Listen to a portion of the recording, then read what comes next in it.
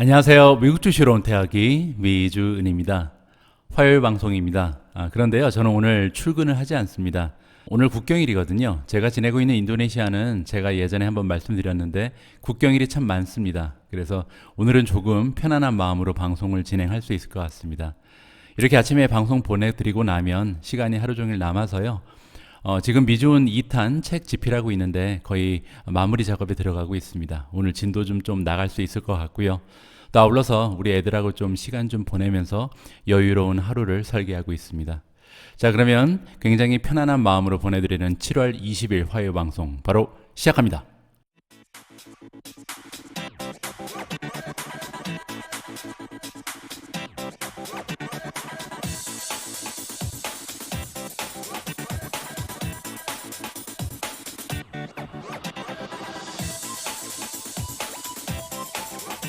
오늘 방송에서는요, 주식시장의 마감 시황 살펴보고 나서 좀 본격적으로 시작하는 게 좋을 것 같습니다. 주가가 많이 빠졌거든요. 보시는 것처럼 다우존즈가 2% 넘게 하락을 했고요. S&P 500도 거의 1.6%, 나스닥도 1% 넘게 하락하면서 3대 지수가 골고루 떨어지는 모습을 보였습니다. 그래서 혹시 금리가 올라갔나 살펴봤더니요, 금리도 엄청나게 떨어졌더라고요. 지금 1.2% 아래로 형성이 되고 있습니다. 따라서 인플레이션이 걱정돼서 주가가 이렇게 흔들리는 것이 아니고요. 제 생각에는 지금 문제가 있다면 코비드 바이러스가 아닐까 하는 생각을 하고 있습니다. 델타 변이 바이러스가 전 세계로 확장 추세가 지금 가열화되고 있잖아요. 보시는 것처럼 전체적으로 모든 나라에서 어려움을 겪고 있는 것 같습니다. 미국도 예전에 비하면 확진자 수가 많이 줄어들긴 했지만 17,000명이라는 숫자는 결코 작은 숫자가 아니죠. 인디아는 잘 아시는 것처럼 굉장히 어려운 상황이고, 브라질, 러시아, UK, 영국은 최근에 그 록다운을 완전히 해지했잖아요. 그리고 나서 증가수가 좀 많이 올라가고 있습니다. 다행인 것은 이제 사망자 수는 그런대로 컨트롤이 되고 있는 것 같고요. 이제 문제는 제가 지내고 있는 인도네시아인데, 보시는 것처럼 확진자 수도 34,000명이 넘어가고요. 하루 사망자 수가 1,300명이 이르고 있습니다. 굉장히 좀 어려운 상황이 전 세계적으로 일어나고 있다. 이렇게 우리가 생각을 해볼 수가 있습니다. 자, 그러면서 이제 마켓에 대해서 여러 가지 부정적인 의견들이 나오고 있는데요. 모간 스탠리는 어떠한 이야기를 해주고 있는지 함께 읽어보도록 하겠습니다. Morgan Stanley says a 10% to 20% correction is ahead. Get defensive and buy staples. 모간 스탠리가 이야기하기를요, 10%에서 한 20% 정도의 조정장이 앞에 와 있다. 지금 거의 다 왔다는 거죠. 자, 그러면서 이제 조언을 해주는데, 방어적인 그런 전략을 세워라. 그 얘기는 스테이플즈를 사라는 얘기인데요. 스테이플즈라는 것은 이제 필수 소비자라는 거죠. 그래서 경기 민감주의 반대라고 보시면 될 것 같습니다. 자, 조금만 자세히 이 내용을 살펴보죠. 자, 주식 시장이 지금 제대로 서 있지 못한다라고 얘기하고 있습니다. 어디 쪽으로 기울어지고 있냐면 커렉션, 조정 쪽으로 지금 나가가고 있다는 거죠. 따라서 투자자 입장에서는 변동성이 좀 적은 쪽으로 움직여야 한다라고 모간 스탠리가 의견을 던져주고 있습니다.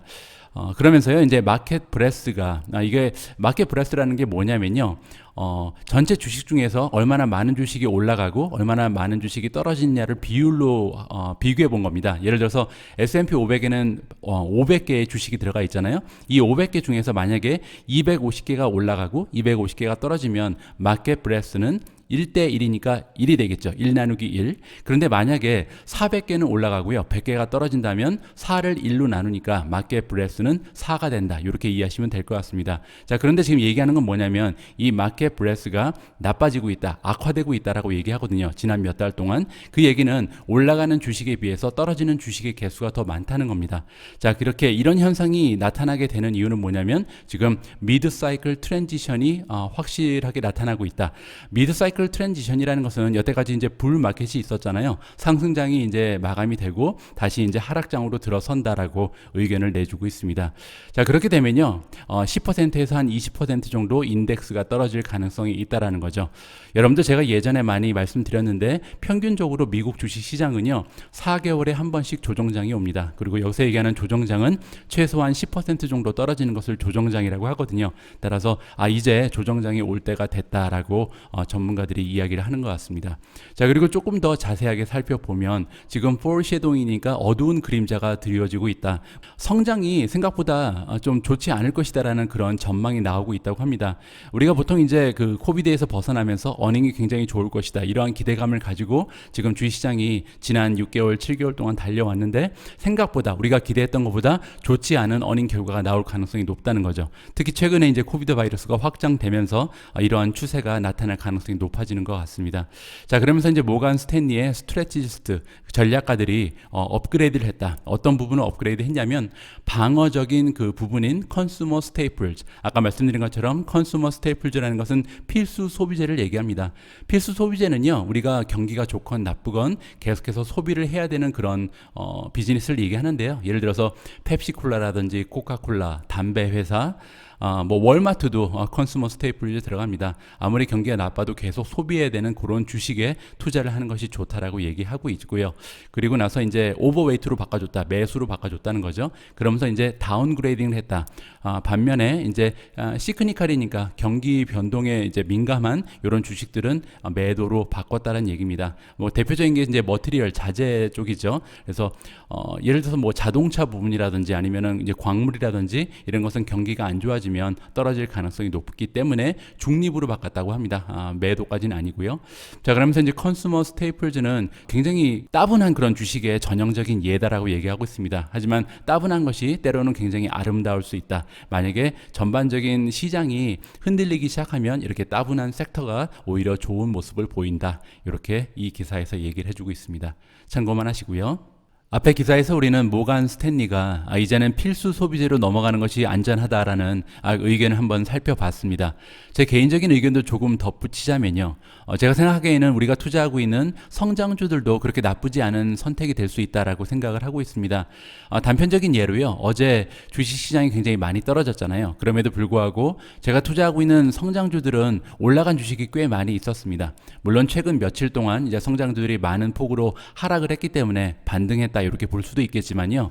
여러분들 잘 알고 계신 것처럼 작년에 코비드 바이러스가 처음에 굉장히 많은 확산 추세를 보였을 때 이러한 주식들은 좋은 성장률을 보여줬었습니다. 따라서 비즈니스 모델 자체가 사실 바이러스가 다시 한번 퍼져나가도 그렇게 나쁜 모습을 보일 만한 그런 비즈니스들은 아니거든요. 그러한 의미에서 성장주들도 한번 살펴볼 그런 가치가 있는 것 같습니다.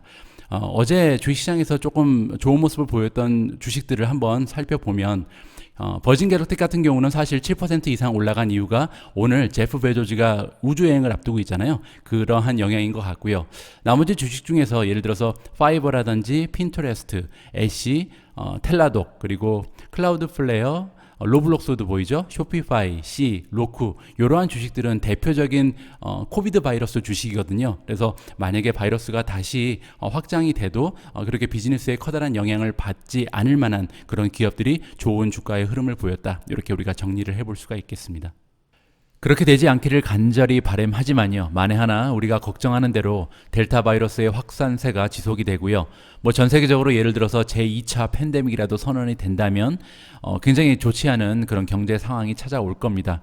자, 그 와중에서도 좋은 모습을 보일 만한 기업들은 아직까지 발견할 수가 있을 텐데요. 그 중에 하나가 줌이 아닐까 합니다.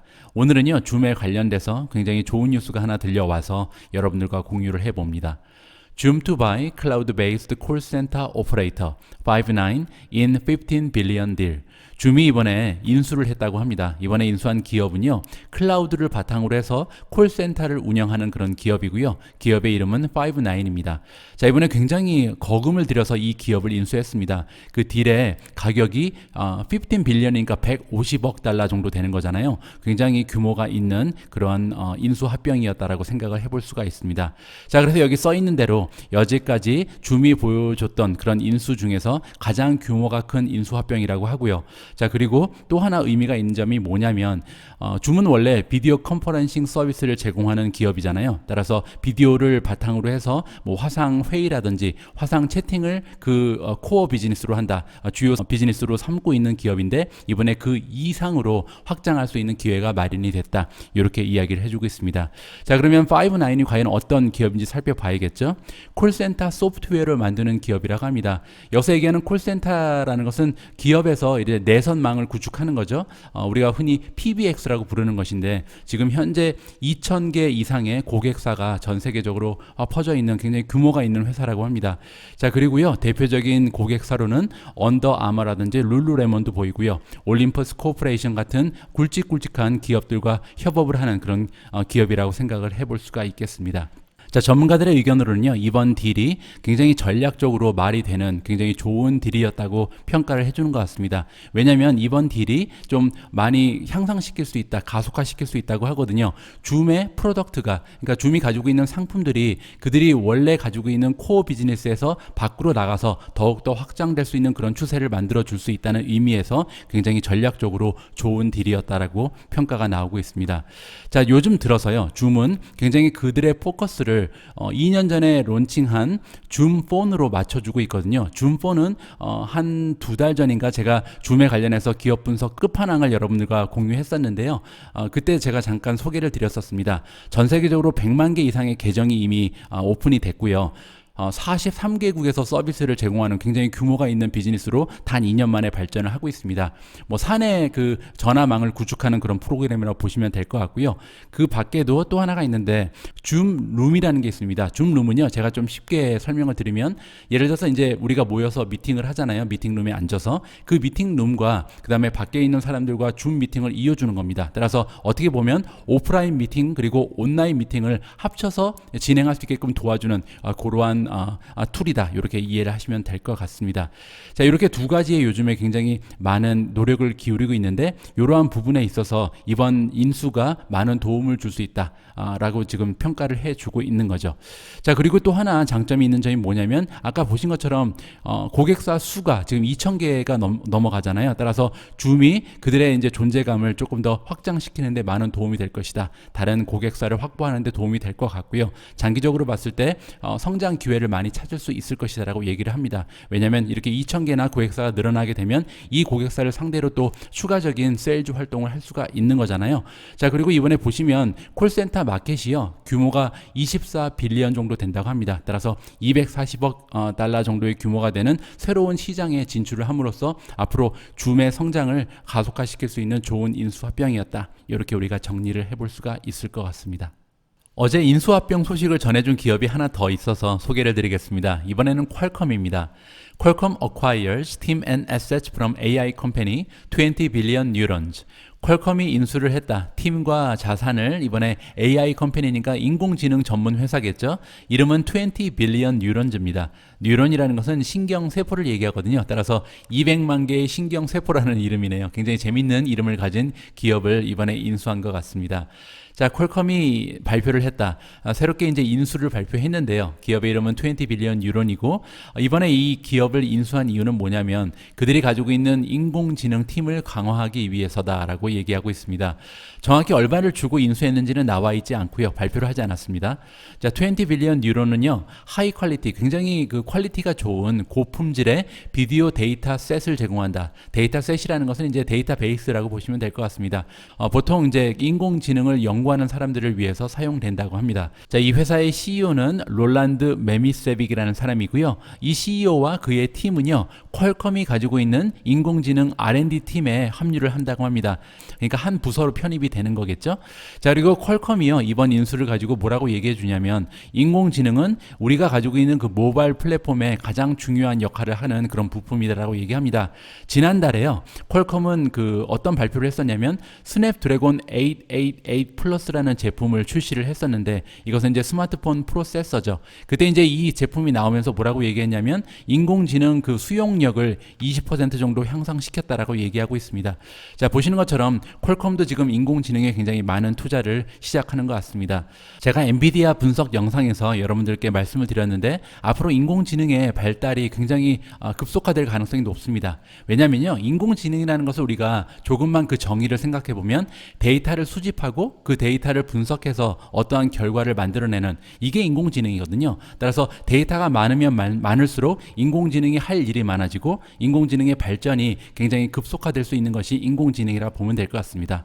따라서 지금 클라우드 쪽이 굉장히 발전이 두드러지고 그러므로 인해서 굉장히 데이터의 양이 많이 늘어나고 있잖아요. 거기에다가 이제 앞으로는 사물 인터넷의 시대가 시작이 될 텐데 사물 인터넷이라는 것은 이제 인터넷을 사람만 사용하는 것이 아니고 각 사물들이 다 인터넷을 이용하게 되는 거잖아요. 그렇게 되면 이 사물에서 발생하는 데이터의 양이 엄청나겠죠. 그러한 배경을 우리가 생각해 볼 때 앞으로 인공지능에 투자하는 것은 굉장히 적절한 투자 전략이라고 저는 굳게 믿고 있습니다.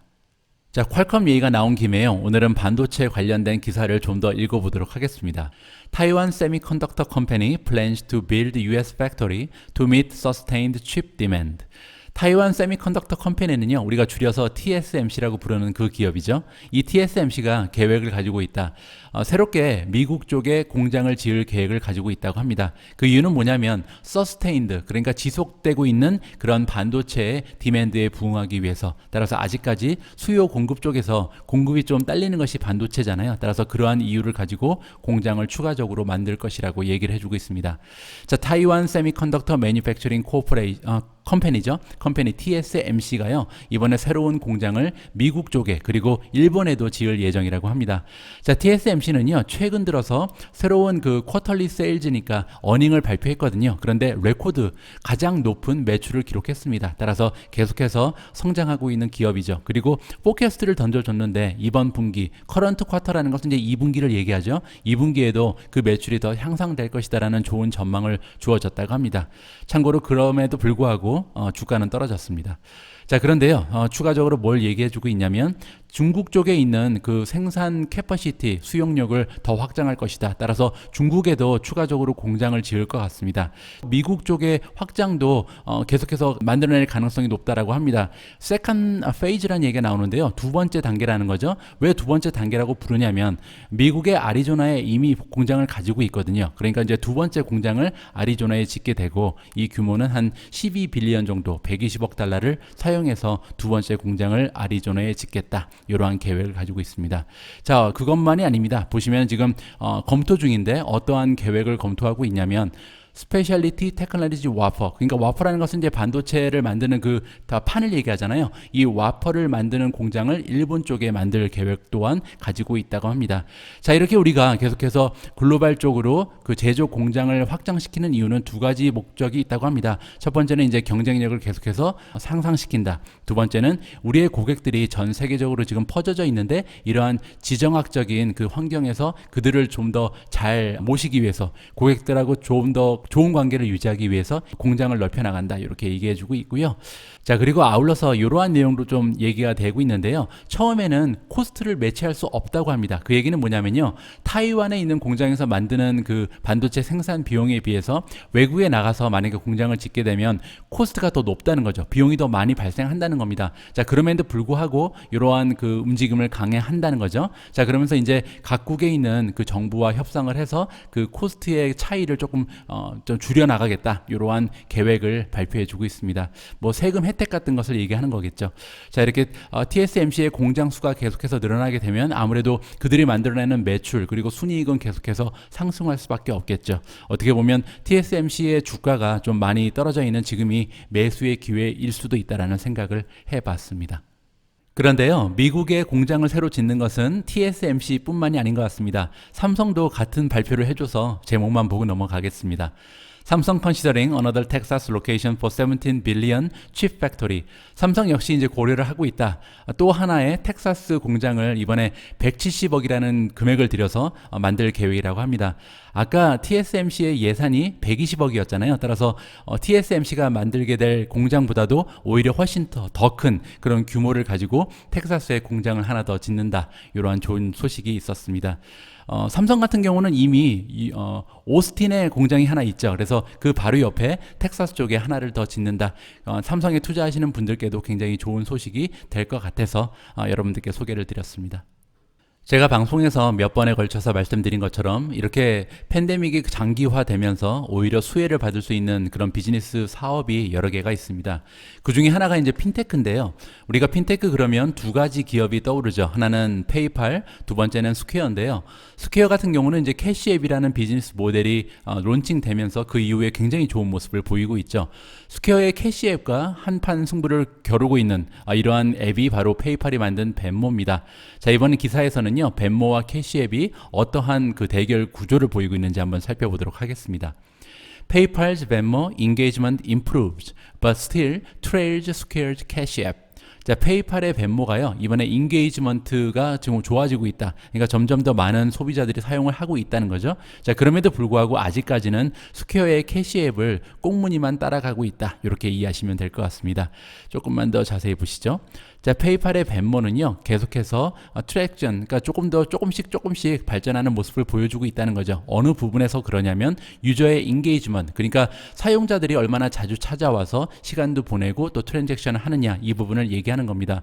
언제부터 이렇게 좋은 모습을 보이고 있냐면 새롭게 이제 크립토 커런시 서비스를 시작한 이후에 그렇다는 거죠. 언제였냐면 2021년 4월입니다. 한 3개월 전에 크립토 커런시를 매도하고 매수하고 보유할 수 있는 기능을 추가했잖아요. 그 이후에 조금 더 그 인게이지먼트, 사용자가 방문하는 횟수도 늘고 좋은 모습을 보여준다고 합니다. 자, 이 데이터는요, 센서 타워라는 서드 파티에서 지금 만들어준 데이터고요. 자, 6월 달에 데이터를 보니까요, 위클리 섹션, 그러니까 한 주당 한 주에 얼마나 많은 사용자가 몇 번이나 방문을 했는가, 이러한 것을 한번 통계를 내본 것 같습니다. 그랬더니요, 사용자당 방문 수가 한 15에서 20% 정도 1분기에 비해서 올라갔다고 합니다. 4월 달에 이제 가상화폐 서비스를 시작한 이후에 이렇게 좋은 모습을 보여준다고 하는 거죠. 자, 그럼에도 불구하고 스퀘어의 캐시 앱은요, 변함없이 계속해서 벤모를 능가하고 있다라는 얘기를 해주고 있습니다. 거의 모든 부분에서 평가 항목에서 지금 작년에 비해서 올해 더 좋은 모습을 보여주고 있는데요. 예를 들어서 타임 스펜드, 얼마나 많은 시간을 지금 사용하고 있는가, 섹션 카운트라는 것은 얼마나 자주 방문을 하는가, 액티브 유저, 얼마나 많은 사용자가 이 애플리케이션에 있는가, 그리고 얼마나 많은 다운로드 수를 보여주는가, 이 전반적인 모든 수치에서 굉장히 좋은 모습을 스퀘어의 캐시 앱이 보여주고 있다. 이렇게 우리가 정리를 해볼 수가 있을 것 같습니다.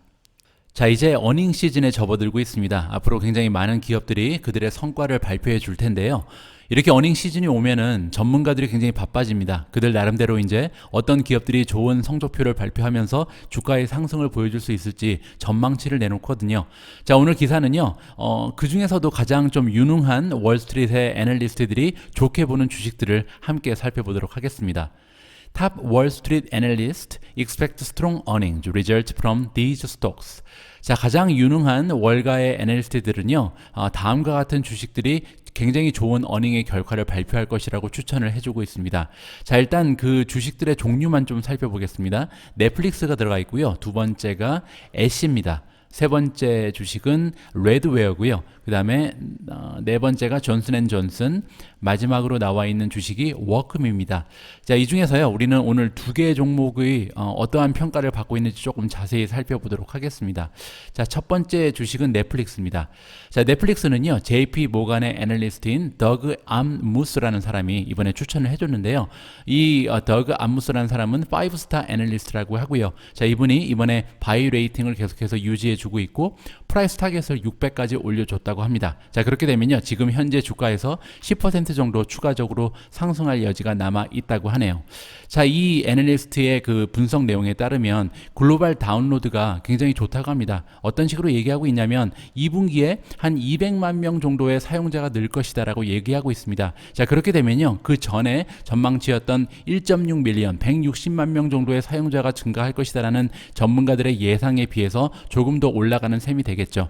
자, 그럼에도 불구하고 사실 200만 명이 는다는 것은 그렇게 뭐 멋진 숫자는 아닙니다. 왜냐하면 전체적으로 지금 사용자의 수가 2억 명이 넘어가거든요. 근데 2억 명이 넘어가는데 200만 명이 는다면 1% 정도 사용자가 느는 거잖아요. 따라서 굉장히 뭐 전망이 좋다라고 얘기할 수는 없겠죠. 자, 그럼에도 불구하고 컨텐츠가 계속해서 늘어난다는 점이 지금 이 암무스라는 전문가가 긍정적인 의견을 가지고 있는 이유라고 합니다. 따라서 사용자 수는 1%밖에 늘지 않더라도 만약에 그 기존의 사용자들이 계속해서 이 컨텐츠를 소비한다면 앞으로도 좋은 모습을 보일 가능성이 높다. 이렇게 얘기를 해주고 있는 거죠. 자, 이 전문가는요, 지금 그 주식에 대한 견해를 얘기하면 70% 정도 맞아 떨어지는 그런 사람이라고 하고요. 평균 리턴이 26.8% 정도 되는 굉장히 성공 확률이 높은 그런 전문가입니다. 그리고 이 전문가는요, 팁랭스라는 웹사이트에 가장 그 퍼포먼스가 좋은 애널리스트 순위 중에 65위를 차지하는 그런 전문가라고 합니다. 자, 두 번째 하나만 더 살펴보면요, 애쉬입니다. 자, 이번에 애쉬를 추천해주는 전문가는요, 오픈하이머라는 그 기관에서 일하고 있는 제이슨 헬프스타인이라고 하고요. 자, 이분은 이번에 프라이스 타겟을 200에서 225로 오히려 올려줬다고 합니다. 이 얘기는요, 현재 주가에서 한 23% 정도 올라갈 수 있는 여력이 남아 있다라고 하죠. 자, 애쉬는요, 지금 그 어닝 발표일이 8월 5일로 예정이 돼 있습니다. 자, 그리고 이번에 어닝은요, 굉장히 부담스러운 어닝이라고 합니다. 왜냐하면 difficult Q2 coms라고 나와 있는데, 여기 나와 있는 coms는 뭐냐면요, 지난해에 비교해서 좋은 성적표를 보여주기가 어렵다는 거죠. 왜냐하면 여러분들 잘 알고 계신 것처럼 지난해 4월, 5월, 6월은요, 애쉬 같은 종목이 굉장히 잘 나갈 때였습니다. 왜냐하면 사람들이 이제 팬데믹의 공포로 인해서 밖에 나가지 않고 모든 그 식료품이라든지 여러 가지 물품을 다 온라인을 통해서 이커머스를 통해서 구입을 하던 시기였거든요. 따라서 그 수치에 비교해서도 올해 좋은 모습을 보여야만 주가가 올라갈 수 있기 때문에 굉장히 어려운 상황이라는 거죠. 자, 그럼에도 불구하고 좋은 의견을 주는 이유를 지금 설명해 주고 있습니다.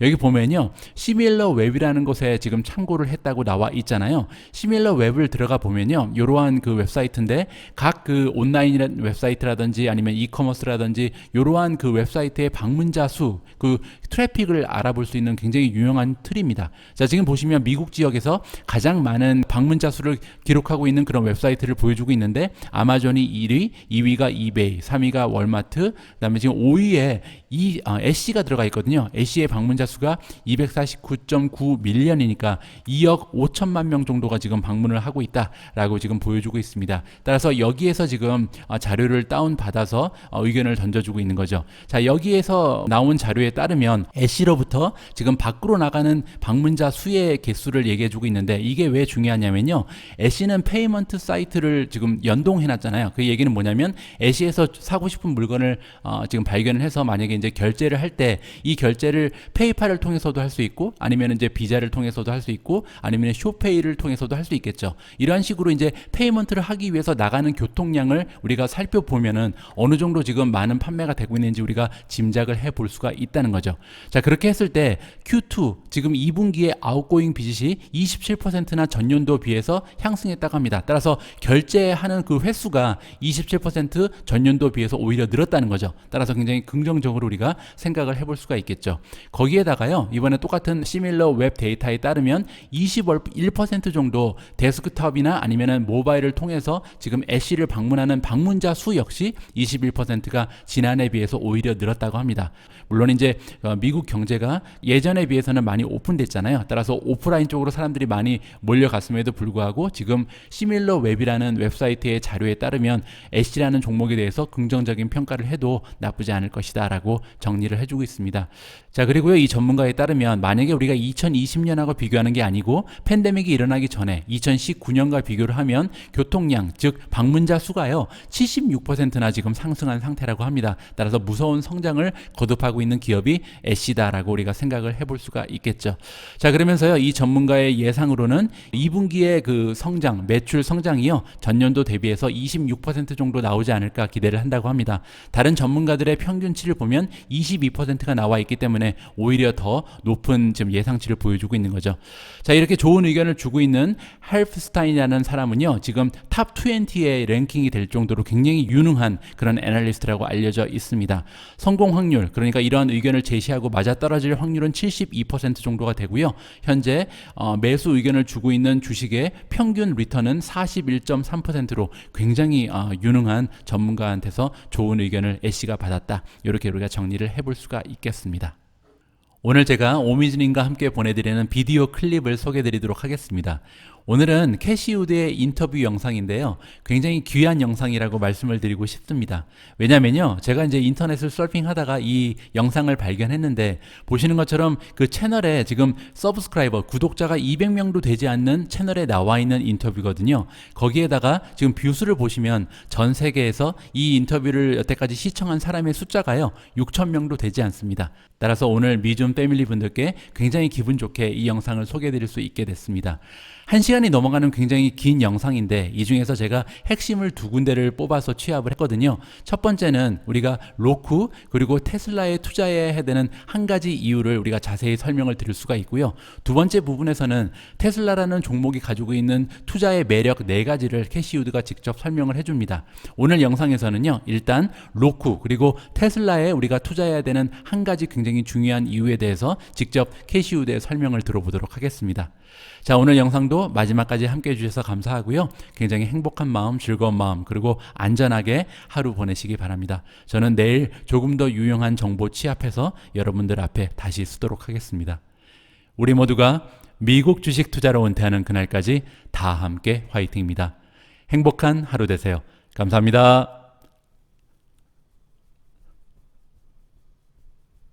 Could you give us examples of companies that are experiencing escape velocity in your portfolios across your ETFs?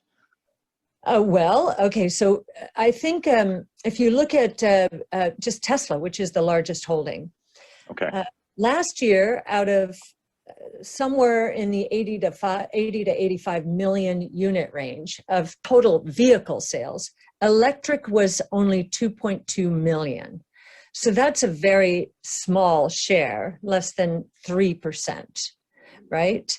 And we can see now that the total cost of ownership of an electric vehicle has dropped below that of gas-powered cars. Now, that is starting to increase the shift or accelerate the shift towards electric. And in fact, last year was a very good test case.